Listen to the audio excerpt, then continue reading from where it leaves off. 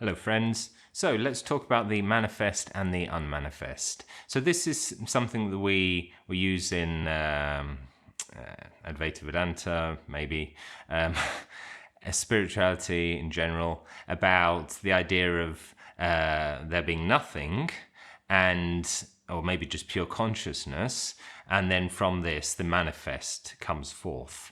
Manifest, interestingly, I heard this from David Bohm, comes from to be able to hold in your hand, so something real that you can actually grasp. So the manifest, man, I don't know the Latin, but in Spanish it's mano, so it's hand. So manifest, so something you can hold in your hand. So we've got the manifest and the unmanifest. We can imagine this as we looked into last week, Kashmir Shaivism, and saw that they see Shiva Shakti as being the ultimate reality, and Shiva kind of being the pure consciousness, and Shakti being the manifestation of that energy, kind of in energy. And but then being the same thing, because it is a non-dual philosophy. So we have this manifest aspect of the unmanifest. And if you think of a television, when it's turned off, it's completely able to produce anything. It can go from that to absolutely everything. Completely open, ready to, with the potential to produce. And I think this is the idea with the manifest and the unmanifest.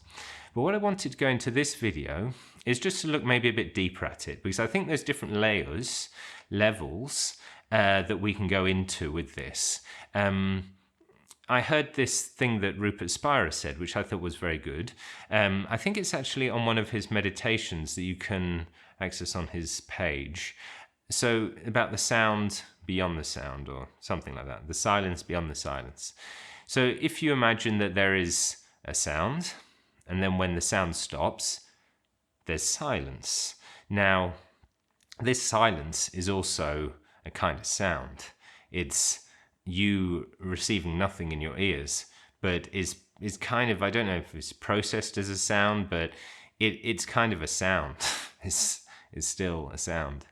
And so it's not really the ground of it all. There is a deeper silence. So there's a silence that holds both the sound and the silence. And this silence is present under both the silence and the sound. So the sound's going on, and underneath that there's a silence. And I think this is the same idea with the manifest and the unmanifest, that really the manifest and the unmanifest are happening on the ground of something else, which is the true reality.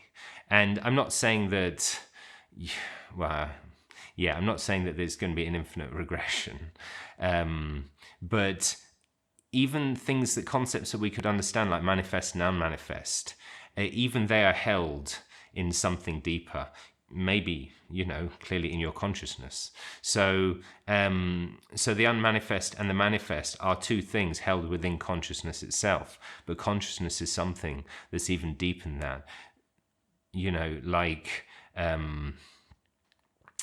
We have a hint of it in our world, that we are conscious, but in reality it's much, much deeper, and maybe, I don't know, much more profound than we could ever imagine.